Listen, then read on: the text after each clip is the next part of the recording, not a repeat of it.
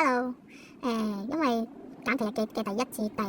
4日咧，我係冇拍到片嘅，但我又想記錄翻啦，咁所以咧我就今次拍條片咧係淨係影住啲相咧嚟記錄翻我頭嗰1至4日咧食過啲乜同埋磅數係幾多。呢一日咧係 Day 1嚟嘅，咁咧就係98kg啦。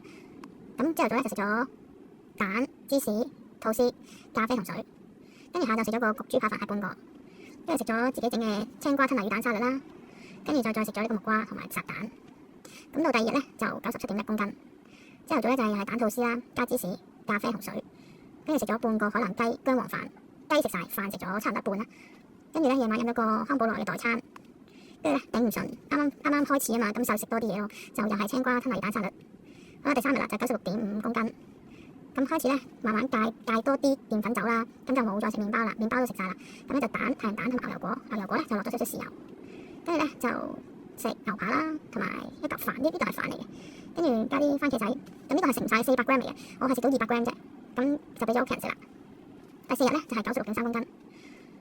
呢個係腸蛋、煎腸仔同埋炒蛋，炒蛋落咗芝士嘅，跟住腸仔唔係咁好食，食咗半條啦。跟住呢個午餐咧就好飽好飽，我係食咗半條粟米度啦，跟住菜食晒，跟住雞排食晒，呢個雞腿係食唔落，係太飽啦已經。跟住飲咗杯電解水啦，食咗嚿自己整嘅生酮芝士蛋糕。跟住夜晚就食咗呢個吞拿魚蛋沙律加杯代餐